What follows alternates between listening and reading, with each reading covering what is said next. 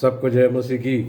प्रियो, पिछले बार भी हम ग्लोरियस जीसस, महिमा से भरा प्रभु यीशु के बारे में वचन से सीख रहे थे। उसकी प्रभु यीशु मसीह की मिनिस्ट्री की 4 जो लेवल जो है, एक तो मिनिस्ट्री में अभिषिक्त होकर लोगों को छुड़ाया दुष्ट आत्मा के चुंगल से।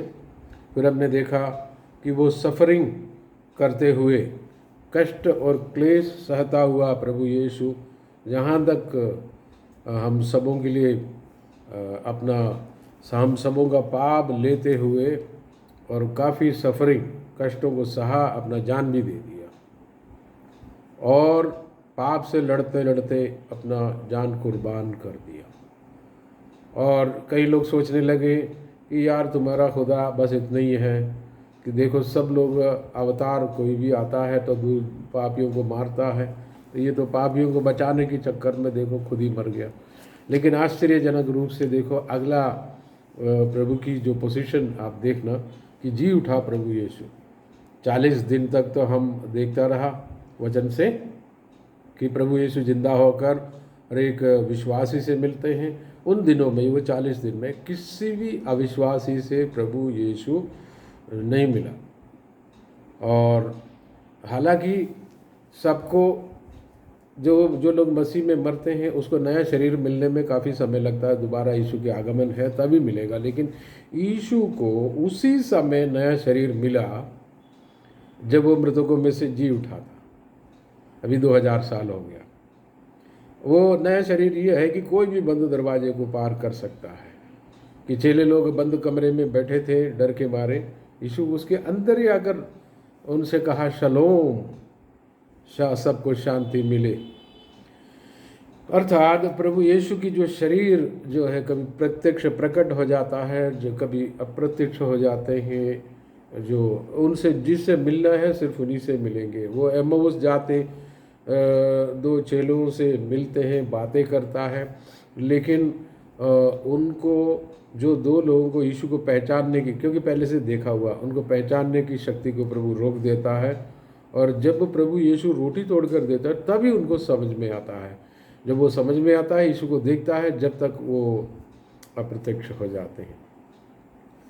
तो ऐसा 40 दिन तक रहा। फिर वो कहा मैं पिता के पास जा रहा हूँ। तो फिर स्वर्गदूत आए, ये 500 लोग करीबन गलीली लोग यीशु को और देखता रहा, झांकता रहा। वो तो यीशु स्वर्ग की ओर चले गए और उस स्वर्गदूत कहने लगे कि तुम ऊपर की ओर क्यों देख रहा है, कि जैसे यीशु गया वैसे वापस भी लौटेंगे। तो यीशु की लौटने की उम्मीद में हम कई पीढ़ी निकल गए। लेकिन यीशु जब समय पूरा होने पर आएंगे, अपने कलीसिया को लेकर जाएंगे। एक तो दूसरा, इस्राएल की राज्य की पुनः स्थापना के लिए वो दोबारा आएंगे और वो 1000 साल यहाँ शासन भी करेंगे। तो एक तो रहस्यमय रूप से कलीसिया को उठाने आएंगे। उसके 60 साल बाद इस्राएल की जो राज्य की जो वायदा किया था पुराना नियम में, यहूदियों को सिर्फ उसी पर आशा है। उनको कलीसिया का फंडा उनको समझ में इसलिए नहीं आता क्योंकि वो पुराना नियम के एक एक बातों पर उसी पर ही उसने भरोसा किया। इस्राएल की राज्य राज्य राज्य और परमेश्वर का राज्य जो विस्तृत रूप से जो पूरा दुनिया के ऊपर वो कब्जा करता, उस राज्य के बारे में उनको इतना आइडिया नहीं मिला। और वो चेले लोग भी उस समय जो पवित्र आत्मा आने से पहले, उनके ऊपर उतरने से पहले काफ़ी पूछता था कि तुम कब तक इस्राएल के राज्य की पुनर्स्थापना करेंगे। तो वो उसका माइंड सेट वो था। जब पवित्र आत्मा उतरा, अभिषेक हुआ, कलीसिया की शुरुआत हुई, तो उनको समझ में आ गया परमेश्वर ने क्या कहा था। क्योंकि परमेश्वर हर जाति के लोगों को अपना साथ रखना चाह रहा था, सबको लेना चाह रहा था। आज हमको भी मौका मिला। इसकी जो यीशु की सफरिंग और जी उठने की जो तीसरा जो एरिया हम पढ़ने के बाद, और कई बहुत कम लोग उसको सिखाते हैं कि जो महिमा से भरा हुआ यीशु, इसलिए मैं उसकी सेकंड पार्ट में उसको ज़्यादा आज बताना चाहता हूँ। महिमा से जो भरा हुआ यीशु, वो क्यों महिमा से इतना ज़्यादा भरा हुआ है। यूहन्ना की पुस्तक में वो प्रार्थना करते हैं, पिता जैसे हम पहले आपके साथ जो महिमा में थे, अब पुनः हमको उस महिमा में ले चल। वो प्रार्थना करते चेलों को 16, 17, 18 अध्यायों में वो प्रार्थना करते हैं, चेलों से बात करते भी, उसके बाद प्रार्थना भी करते हैं। तो उन प्रार्थनाओं में यीशु नासरी यही मांगता पिता से, पिता ने बिल्कुल वैसे ही किया। क्यों? क्योंकि फिलिपियों की पत्री की दूसरी अध्याय में इसके काफ़ी डिटेल दिया है कि यीशु मसीह स्वर्ग से उतरने से पहले महिमा में थे, क्लियर कट इसमें लिखा। फिलिपी 2:5 से कुछ आयतों को हम सीखेंगे। जैसा मसीह यीशु का स्वभाव था वैसा ही तुम्हारा भी स्वभाव हो, जिसने परमेश्वर के स्वरूप में होकर भी परमेश्वर का तुल्य होने को अपने वश में रखने की वस्तु न समझे। है कि पिता की बराबरी का है पुत्र, तो भी वो न सोचा कि मैं यहीं बैठूंगा, मैं नीचे नहीं जाऊंगा, मनुष्य नहीं बनूंगा और फिर मेरी बेइज्जती होगी। वो नहीं सोचा कि पिता के समान होने के बावजूद अपना अधिकार छोड़ करके नीचे उतरा, मनुष्य बना, वरना अपने आप को शून्य कर दिया और दास का स्वरूप धारण कर लिया। क्योंकि गिरा हुआ मनुष्य के रूप धारण करना, आदम के बच्चों में से एक में पैदा होना, परमेश्वर के लिए बहुत निचले स्तर पर जाना है। परमेश्वर की महिमा रहित हो गए थे। महिमा से भरा हुआ यीशु मसीह जो कि पिता के साथ बैठता था, अब वो महिमा से रहित। पुराना नियम में देखना, परमेश्वर पिता का नीचे उतरना, मूसा के समय पर वो भयानक आवाज़ तुरही फूकी जाती है, काली घटाएं और बादलों के बीच में से आवाज़, तुरही की आवाज़ बढ़ते जा रहा, और ये आज्ञा आदेश दिया जा रहा है कि कोई भी इस पहाड़ को भी छुएंगे, कोई जानवर इंसान कोई भी, मार ही डालेंगे उसको। तो लोग डर गए, घबरा गए। तो ये परमेश्वर महिमा सहित उतर रहा है। वो फिर मूसा बोला कि अब मुझे आपका चेहरा देखना, महिमा देखना। तो पिता उनको कह रहे कि मेरा चेहरा देख के तुम जिंदा नहीं रह पाओगे मनुष्य के शरीर में, क्योंकि मूसा शरीर में था।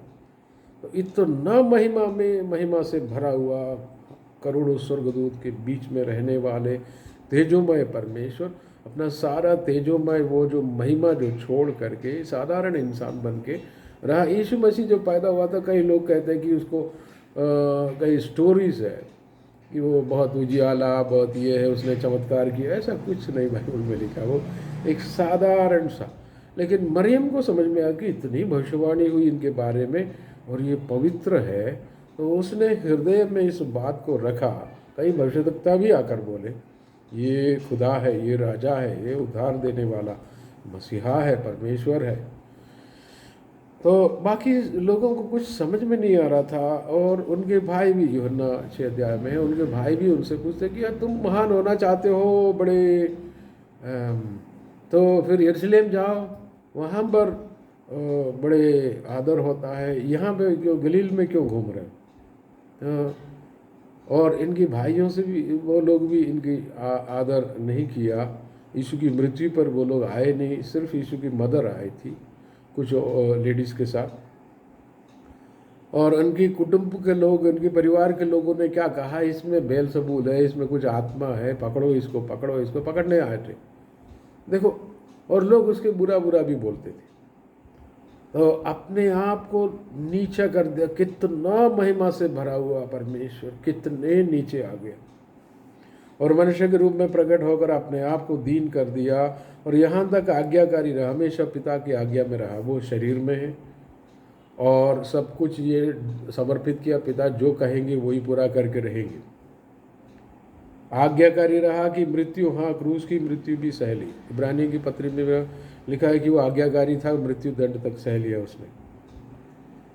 और इस कारण अब देखो, पिता देख रहा, इस कारण परमेश्वर, पिता को परमेश्वर के रूप में लिखा, परमेश्वर ने उसको, किसको, यीशु को अति महान भी किया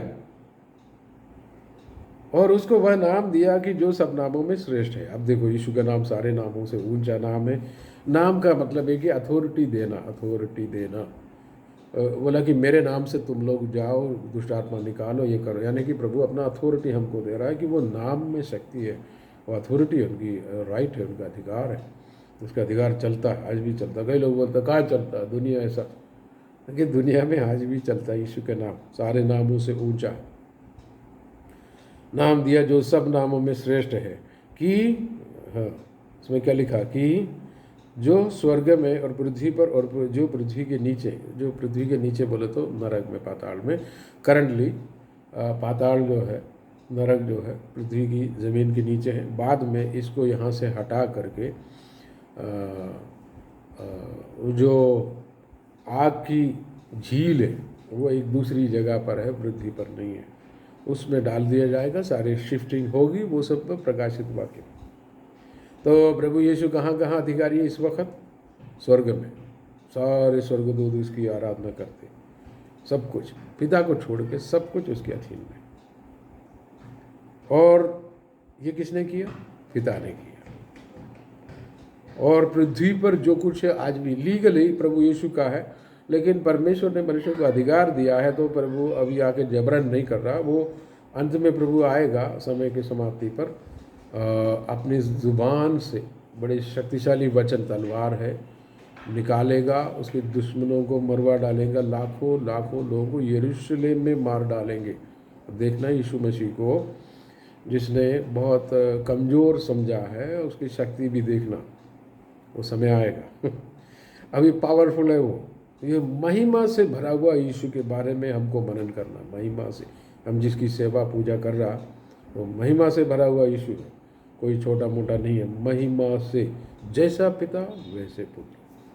इसमें देखो कोई कंपटीशन नहीं है, अपने आप को नीचा किया। और किसने इसको इस लोअर निचला स्थिति से उठाया? पिता ने उसको उठाया। और परमेश्वर पिता की महिमा के लिए हर एक जीव अंगीकार कर ले, यीशु मसीह ही प्रभु है। देखा, यीशु ही प्रभु है। हर घुटना टिकेगा, हर जुबान मानेंगे यीशु के 10 में क्या लगे? जो स्वर्ग में और जो पृथ्वी पर और जो पृथ्वी के नीचे पाताल में है, सब यीशु के नाम पर घुटना टेके। परमेश्वर ने ये फैसला कर लिया है। अगर नहीं करेंगे तो जबरन करवा देगा। कब? जिंदा नहीं तो मरने के बाद घुटना टिका देगा। और उस नाम के सामने, यानी कि वो पावरफुल नाम है प्रियो। तो हम शक्तिशाली यीशु को देख रहा कि पहले हमने क्या देखा? सफरिंग, कष्ट सहते हुए। लोग उसको मार रहा था, मार रहा था, तो वो सब सह रहा। थूका किसी ने, दाढ़ी खींच रहा, सब वो सहते हुए हमें दिखाई पड़ रहा। लेकिन वो समय पार हो गया है, उसकी सैक्रिफाइस लागू है, वो हमेशा के लिए परमानेंटली स्वर्ग में स्थिर है। वो सैक्रिफाइस को बलि, अपने आप को बलि चढ़ाया था। बलि देने वाला भी यीशु है, बलि की वस्तु भी वो है, बलि का वेदी भी वही है, जो महायाजक वही है। क्योंकि इस बलि की वस्तु को चढ़ाने के लिए और कोई महायाजक है ही नहीं। उसके शरीर पर परमेश्वर की गुस्सा जो मनुष्य की पापों के प्रति उतर गया, तो वेदी उसका शरीर है। तो उससे कोई क्रूस वगैरह एक लकड़ी है, वो परमानेंट वेदी नहीं है। उस पर उसको मारा। स्वर्ग में वो वेदी नहीं है, उस पृथ्वी पर क्रूस वो रोमियो का मारने का एक तरीका है।